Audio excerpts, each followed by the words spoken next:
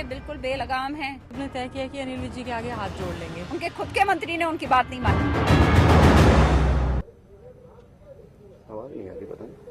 देखिए राजीव जी, बोलने को तो मैं भी आधा घंटा लगातार बोल सकता हूं, लेकिन फैक्ट्स क्या हैं, जिस बात की हम चर्चा कर रहे हैं वो फैक्ट्स क्या हैं।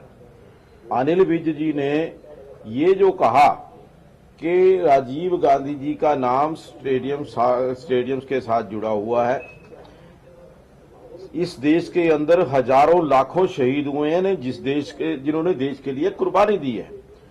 क्या उन लोगों का नाम, जो अच्छे स्मारक हैं, जो अच्छी बिल्डिंग्स हैं या अच्छे खेल मैदान हैं, वहां पर उनका नाम नहीं होना चाहिए? उन्होंने कहा कि प्रपोर्शनेट के हिसाब से जहां जहां पर भी देखिए, आदरणीय धनखड़ जी ने भी कहा कि आप इंदिरा गांधी एयरपोर्ट से चढ़िए और राजीव गांधी एयरपोर्ट पर उतर जाइए, उसके बाद राजीव गांधी से चढ़िए, फिर जवाहरलाल नेहरू के वहां चढ़िए। क्या एक ही परिवार के लोगों ने इस देश की आजादी के लिए काम किया? आज देश की आजादी, देश को आजाद करने के लिए लाखों लोगों ने कुर्बानी दी है। क्या उन लोगों के नाम भी यहां नहीं होने चाहिए थे? आज मैं समझता हूं कि एक मुद्दा जो है कि एक ही परिवार ये दिखाने का प्रयास कर रहा है कि ये आजादी की लड़ाई जो है वो एक ही परिवार ने लड़ी और बाकी के लोग सब शहीद आजम भगत सिंह, राजगुरु सुखदेव और ये जो लाला लाजपत राय, शहीद उधम सिंह जी, ये जो जिन्होंने आजादी दिलाई है, क्या उतने नाम जितने राजीव गांधी स्टेडियम के नाम लिखे हैं, क्या उन लोगों के भी लिखे हुए हैं कहीं? क्या इस प्रकार से देश को एक, ये जो हमारे आने वाली लोग हैं उनको ये दर्शाने का प्रयास है कि एक ही परिवार ने आजादी की लड़ाई लड़ी और इस देश को आजादी कराने के लिए ये जो नेहरू और गांधी खानदान का जो नाम है वो ही साथ जुड़ा जाएगा। आज मैं जहां तक अभी संपत सिंह जी ने कहा कि कोई पत्थर, मैं आपको बताना चाहता हूं कि यहां पंचकूला के अंदर ये माता मनसा देवी के परिसर में डॉक्टर मुरली मनोहर जोशी जी ने संस्कृत विद्यालय का शिलान्यास किया और 3 साल तक, 1 साल के बाद सरकार बदल गई और जब कांग्रेस की सरकार आई वो शिलान्यास का पत्थर ही पता नहीं कहां चला गया। इस प्रकार के काम जो करते हैं कि डॉक्टर मुरली मनोहर जोशी केंद्रीय मंत्री थे, एचआरडी मिनिस्टर थे, उन्होंने उस समय पत्थर रखा, उसके बाद वो पत्थर उठा दिया गया। आज जिस प्लेट की बात करते हैं, अभी गहलोत जी ने ठीक कहा कि एक हम कमरे का रेनोवेशन कराते हैं, उस कमरे के या विधानसभा का रेनोवेशन कराते हैं और अपनी नेम प्लेट लगाते हैं कि ये काम रेनोवेशन का फला में मुख्यमंत्री ने कराया। तो इस प्रकार से जहां हम पत्थर लगाने का, प्लेट लगाने का, हर जगह के ऊपर यही नजर आए कि ये कांग्रेस का किया हुआ कार्य है। हम तो उस बात को उन्होंने राजा जी के पास कि ये हमें सोचना पड़ेगा कि किस प्रपोर्शनेट के हिसाब से लोगों को पत्थर लगने चाहिए या कितने नाम शहीदों के लगने चाहिए, इसके बारे में हम सोच विचार करेंगे। ठीक है, इस प्रकार का उन्होंने एक अजय जी, गुप्ता जी की बात अपनी जगह सही हो सकती है, मत रखा और नामों पर सियासत कोई नई बात भी नहीं है हमारे देश में। उन्होंने ये कहा कि अगर कानून इजाजत देगा, अगर कोई कानून इजाजत देगा तब उन्होंने कहा। जी ठीक है अजय शुक्ला जी, नामों पर सियासत हमारे देश में कोई नई बात नहीं है। जब कोई नई बात नहीं है तो फिर नया क्या है? क्योंकि बीजेपी तो पॉलिटिकल कल्चर बदलने की बात कर रही थी। चुनावों से पहले और चुनावों के बाद जब सरकार का गठन हुआ तो हम यही सुनते नहीं थकते थे कि हम एक नया पॉलिटिकल कल्चर लेकर आएंगे जिसमें नई खुशबू होगी, नई रंगत होगी। लेकिन यहां तो फिर वही स्थिति उसी ढर्रे की नजर आ रही है, उन्हीं गड़े मुर्दों पर सियासत आगे बढ़ रही है। टीवी सुन रहे हैं ना, कुछ नहीं है, पता नहीं लगता क्या बोलते हैं। देखिए राजीव, मैं एक इस चीज से बिल्कुल सहमत हूं कि आप एक चीज देखिए, भारतीय जनता पार्टी अब सत्ता में आई है यहाँ हरियाणा में। उसके पहले मैं चूंकि यूपी बैकग्राउंड से हूं, इसलिए मैंने देखा है अटल बिहारी वाजपेयी जी जब 13 दिन के भी प्रधानमंत्री बने थे, और मैंने वो भी देखा है जब कल्याण सिंह जी पहली बार सत्ता में आए थे। तो वो सारी चीजें देखने के बाद में मैं इसमें पहुंचा हूं कि जब उनकी सरकार आई, उन्होंने अपने हिसाब से दीनदयाल उपाध्याय के नाम पर योजनाएं करी, उन्होंने श्यामा प्रसाद मुखर्जी के नाम पे बीच हजरतगंज चौराहे पर सिविल हॉस्पिटल होता था, उस सिविल हॉस्पिटल का नाम श्यामा प्रसाद मुखर्जी हॉस्पिटल किया गया। तो मैं इसके मेरे पास भी तमाम सारे उदाहरण हैं कि भारतीय जनता पार्टी सरकार आने के बाद में तमाम सारे नाम चेंज किए गए। और मैं समझता हूं, जैसा कि गुप्ता जी कह रहे थे, मैं समझता हूं देश के लिए जिस किसी ने भी योगदान दिया है, चंद्रशेखर आजाद तो उन सभी के, भगत सिंह और सभी के लीडर थे, उनके नाम पे भी होना चाहिए। दूसरे और भी लोग हैं। देश की आजादी में सिर्फ, मैं भी मानता हूं कि सिर्फ कांग्रेस के कुछ एक परिवार का ही योगदान नहीं है, पूरे देश का योगदान है। लेकिन उसमें लीडर कौन था और फिर उसके देश बनने के बाद में किसका क्या योगदान रहा है, उन चीजों का भी महत्व होता है। मैं उदाहरण के तौर पे एक बताता हूं, युवा एवं खेल मंत्रालय का जो गठन किया था वो राजीव गांधी ने किया था। इसको एक अलग मंत्रालय का दर्जा दिया था। राजीव गांधी का ये योगदान है कि उन्होंने युवा और खेल मंत्रालय को अलग मंत्रालय का दर्जा दिया। मैं एक और चीज जोड़ दूं, गहलोत साहब कह रहे थे कि उनसे 20 साल से सीनियर भी तमाम सारे लोग हैं। मेरी जानकारी के मुताबिक 20 साल से ज्यादा भारतीय जनता पार्टी में इस समय यहां पर कोई ऐसा लीडर नहीं है जो सदन का सदस्य रहा हो। सबसे ज्यादा टाइम तक सदन के सदस्य रहे, इसलिए उनकी वो रहे, लेकिन वो हारे हैं, तमाम हारे हैं, लेकिन ज्यादा बार है। तो उस स्थिति में रामविलास शर्मा जी सीनियर है, मैं उससे इनकार नहीं करता हूं, लेकिन ये सीनियर लोग हैं अगर, तो इन्हें पद की गरिमा और सदन की गरिमा का ख्याल रखना चाहिए ना। जो मनोहर लाल खट्टर पहली बार आए हैं वो सदन की गरिमा का ख्याल रख सकते हैं। खुद गुप्ता जी पहली बार सदन में आए हैं, ख्याल रख सकते हैं। लेकिन जो बहुत बार सदन में रहा है वो नहीं रख सकते। इसकी वजह यह है कि यहां पर भारतीय जनता पार्टी के नेता जो एजेंडा लेकर के आए थे, जो उन्होंने घोषणा पत्र में बताया था, उस घोषणा पत्र पर अमल करने की दिशा में अभी तक कोई कदम नहीं उठाया गया। घोषणा पत्र कोई पर अमल ऐसी करने नई की दिशा योजना में नहीं कोई शुरू कदम की नहीं गई उठाया है है। जो इस बात का जवाब जो शुक्ला जी ने उठाई, और एक जवाब और एक आरोप बहुत लग रहा है इंडियन नेशनल लोकदल पर। अजय जी बस एक छोटी सी टिप्पणी हम गहलोत साहब से ले लें, एक छोटी सी टिप्पणी। घोषणा पत्र के जो एजेंडे हैं वो कहीं गायब है, गहलोत साहब इस पर जवाब दीजिए।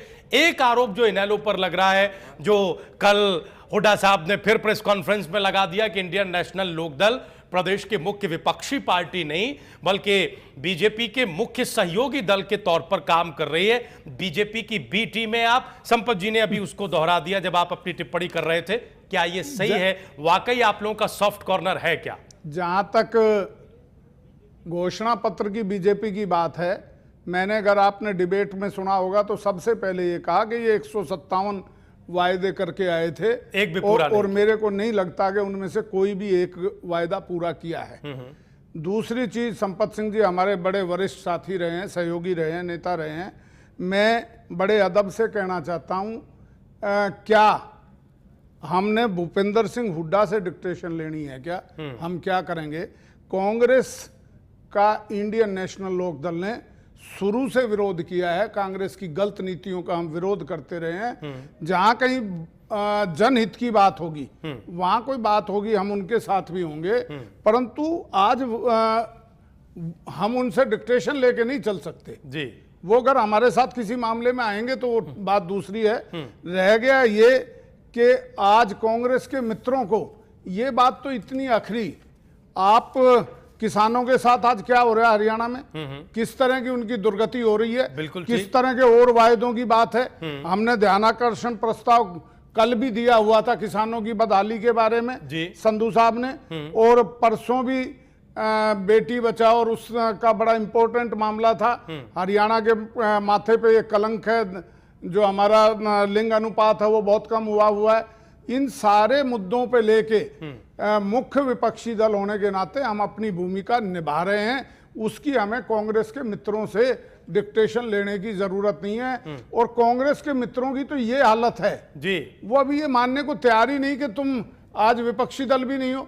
उनके कुछ साथियों को अगर जो एक खासतौर पे शुक्ला जी से कहूंगा, ये जाके वहां देखें, एक वरिष्ठ पत्रकार हैं, वहां जाके देखें कि विज साहब को तो हम कह रहे हैं जी। परंतु कांग्रेस के मित्र वहां पे किस तरह की टिप्पणियां करते हैं, हाउस में बैठे बैठे रनिंग कमेंट्री करते हैं, ठीक। उन पे किसका अधिकार है, किसको वो तो छोटा छोटा कमेंट ले लेते हैं सर, किसी आपकी को बात नेता ही मानने को तैयार नहीं। ठीक है, छोटा छोटा कमेंट लेते हैं। गुप्ता जी, इस बात का छोटा जवाब दीजिए। और मुख्यमंत्री ने एक नसीहत भी दी है, सदन से एक अपील भी की है कि आप गैर जरूरी बयानबाजी से बचें। क्या मुख्यमंत्री की नसीहत को भारतीय जनता पार्टी के नेता, विधायक और पूरा सदन मानेगा, नहीं मानेगा? हम आने वाले दिनों में, आने वाले सत्रों में क्या एक अच्छा माहौल देखेंगे? छोटा सा जवाब सर प्लीज, हमें संपत जी से भी जवाब लेना है।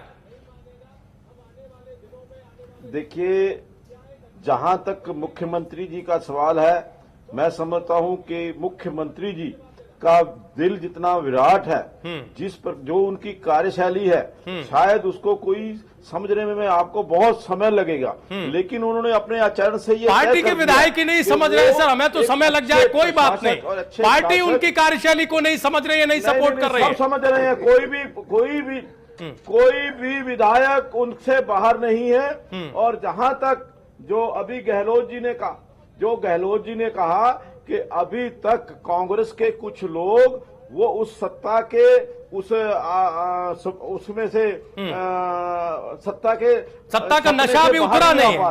अभी भी आप कह रहे हैं सत्ता का नशा भी उतरा नहीं है, उतरा नहीं है। वो जिस प्रकार